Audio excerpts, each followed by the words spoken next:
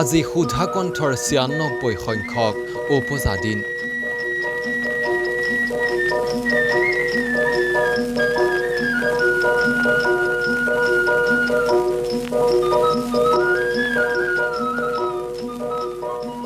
নিজমপুৰী ৰল ভাৰতৰত্নৰ কুঠৰীৰ বাসগৃহ।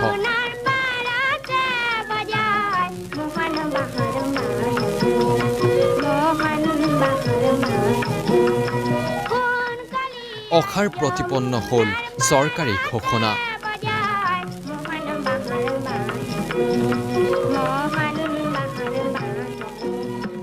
আজি সুধাকণ্ঠ ডক্টৰ ভূপেন হাজৰিকাৰ উপজা দিন। উপজা দিনটোতো পুনৰ নিজমপুৰী ৰল কলিয়াবৰৰ কুঠৰীৰ ভূপেন হাজৰিকাৰ মৰমৰ বাসগৃহটি।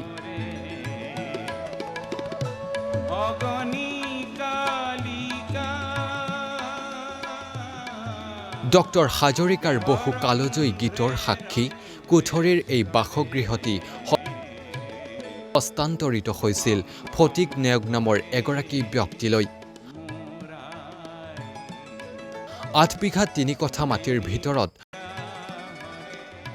ভূপেন হাজৰিকাৰ গৃহ থকা অংশখিনি অৱশ্যে ফটিক নেওগে দখল লোৱা নাছিল।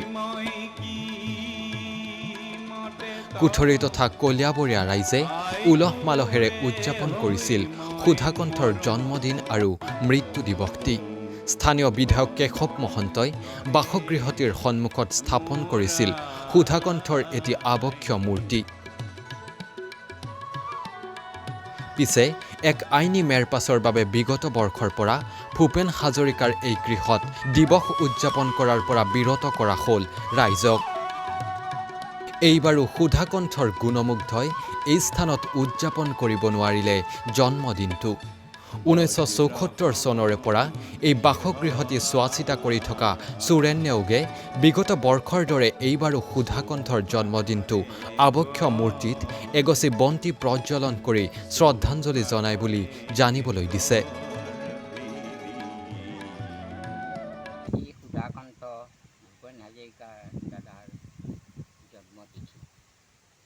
এই জন্মতিথিটো আমি আজি বহু বছৰৰ পৰাই পালন কৰি আহিছোঁ আৰু এই জন্মতিথিটোত আমাৰ কুঠৰী হাইস্কুলৰ শিক্ষক শিক্ষয়িত্ৰী আৰু মৰমৰ সেই ছাত্ৰ ছাত্ৰীবিলাকে স্কুলৰ পৰা প্ৰচেছন কৰি আহি ইয়াত তেখেতসকল তেওঁলোকে শ্ৰদ্ধাঞ্জলি জনাইছিলে আৰু ইয়াত তেতিয়া বুট ফল মূল কিবা কিবি খাইছিলে, খাই লৈ পেলাই ইয়াতে নাচ গান কিছুমান কৰিছিলে, কৰি পেলাই তেওঁলোকে ইয়াৰ পৰা বিদায় লৈ পেলাই ঘৰলৈ গৈছিলে।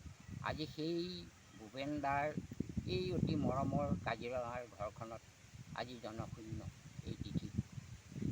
এজনো মানুহ ইয়াত প্ৰৱেশ কৰিব নোৱাৰে, কাৰণ এই ঘৰটোৰ দৰ্জা চিল কৰিলে, গেটত চিল কৰিলে চৰকাৰে মানে আমাৰ মহকুমাৰ অধিপতি আছিলে আৰু প্ৰশাসনৰ SP আছিলে সেইদিনাখন। এই গতিকে তাৰপৰা ইয়াত মানুহৰ প্ৰৱেশ নিষিদ্ধ হ'ল আৰু কোনো গেটৰ ওচৰৰ পৰাই আহি সেৱা কৰে আৰু গেটৰ ওচৰৰ পৰাই তেখেত ভক্তি কৰে। আৰু ময়ো আজি সেই তিথিৰ দিনাখন তেখেতৰ নামত ইয়াতে এগছ বন্তি জ্বলাই, ফুল ধূপ ধূনা জ্বলাই তেখেতৰ আত্মাৰ ওচৰত আমি সদগতি স্থান বিচাৰিছোঁ। উল্লেখযোগ্য যে শাসনৰ বাঘজৰী হাতত লৈয়ে বিজেপি দলৰ সৰ্বানন্দ সোণোৱালৰ মাজুলী কেবিনেটে কুঠৰীৰ ভূপেন হাজৰিকাৰ বাসগৃহ সংৰক্ষণ আৰু এক সাংস্কৃতিক প্ৰকল্প স্থাপনৰ সিদ্ধান্ত গ্ৰহণ কৰিছিল। সাংস্কৃতিক দপ্তৰৰ মন্ত্ৰী বিমল বৰাই দলবল লৈ ভূপেন হাজৰিকাৰ কুঠৰীৰ গৃহত উপস্থিত হৈ শীঘ্ৰে সিদ্ধান্ত কাৰ্যকৰী কৰাৰ কথা ঘোষণা কৰিছিল। পিছে সেই চৰকাৰী ঘোষণা হৈ ৰ'ল। সকলো গালো বালো খোলাগতিৰ তাল হ'ল। মাথো কেইটামান টকাৰ বাবেই আজিও চৰকাৰখনে মাটিখিনি নিজৰ নামলৈ অনাত ব্যৰ্থ হোৱা বুলি জানিব পৰা গৈছে। ভাৰতৰত্ন অসমীয়াৰ হিয়াৰ আমঠু ডক্টৰ ভূপেন হাজৰিকাৰ প্ৰতি দেৰিকৈ হ'লেও সদিচ্ছা প্ৰকাশ কৰিব বুলি আশা কৰিছে সুধাকণ্ঠৰ গুণমুগ্ধসকলে। কলিয়াবৰৰ পৰা ৰিদীপ শৰ্মাৰ ৰিপৰ্ট, A News 24x7।